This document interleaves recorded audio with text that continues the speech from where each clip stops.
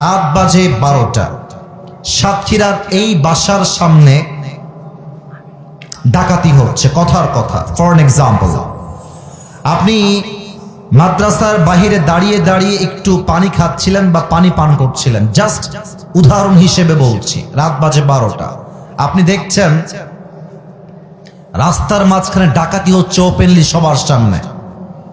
প্রত্যেকটা মুসলমানের মাঝে, বাংলার প্রত্যেকটা জনগণের মাঝে এই ভালোবাসা, এই আন্তরিকতা থাকতে হবে। ডাকাত যদি 2 জন ডাকাতি করে, এলাকার 20 জন লোক জীবন দেওয়ার জন্য মাঠে নামতে প্রস্তুত হয়ে যাবে। এখানে ডাকাতি হচ্ছে, আপনি তাকায় থেকে দেখছেন, আরেকজন দূর থেকে তাকায় থেকে দেখছে, এতে করে ডাকাতরা সাহস পেয়ে যায়। যদি আমরা সকলে মিলে হাতে হাত রাখি, ডাকাতকে প্রতিবাদ করি, আমার বিশ্বাস বাংলার মাটিতে 95% ডাকাতি কমে যাবে। ঠিক কিনা বলে? 2 নাম্বার কথা, যারা ধর্ষণ করছে, ধর্ষকদের বিচার হবে ইসলামিক শরিয়া অনুযায়ী। ইসলামিক শরীয়তে যে নিয়ম আছে, এই নিয়ম দিয়ে বিচার করতে হবে। যেই ধর্ষণ করবে তাকে মাটির নিচে গেড়ে দিয়ে পাথর মেরে তাকে হত্যা করতে হবে। যুবক ভাইরা, ঠিক কিনা বলো? আমি বিশ্বাস করি বাংলার মাটিতে যদি ইসলামের রাজ কায়েম হয়ে যায়, আগামীর দেশটা হবে শান্তির দেশ, আগামীর বাংলাদেশ হবে সোনার বাংলাদেশ। ঠিক কিনা বলে? আপনারা সবাই আল্লামা দেলোয়ার হোসেন সাইদি হুজুরের নাম শুনেছেন? এত আস্তে বললে তো আমার কলিজায় আঘাত লাগবে। নাম শুনেছেন না আপনারা সবাই? আমি দোয়া করে দেই, আল্লাহ আমাদের সকলের প্রিয় আল্লামাকে, কোরআনের পাখিকে জান্নাতুল ফেরদাউসের উঁচু মাকাম নসিব করে দিক। পড়েন সবাই আমিন।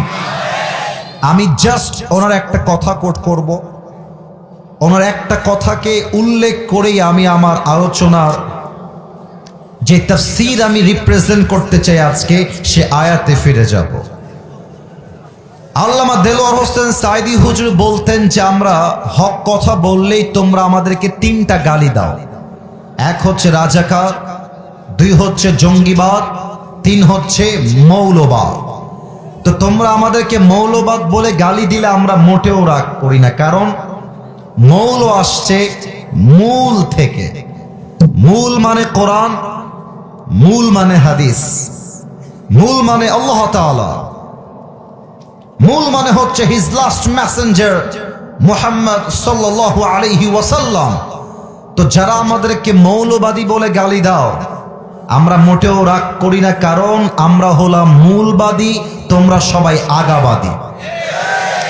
এবার সাতক্ষীরার সন্তানদেরকে আওয়াজ দিয়ে উত্তর দিতে হবে, গাছের আগায় শক্তি বেশি হয় না গোড়ায় শক্তি বেশি হয়?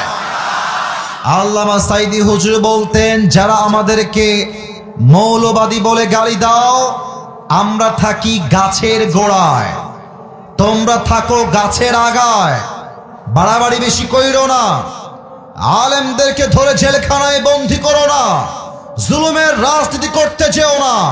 বেশি বাড়াবাড়ি করলে 16 কোটি মানুষ মিলে গাছের গোড়ায় একটা ঝাঁকুনি মারবে, মামুর বাড়ি দিল্লি গিয়ে পড়বা, দিল্লি গিয়ে তারা সবাই পড়েছে। ঠিক কিনা বলে?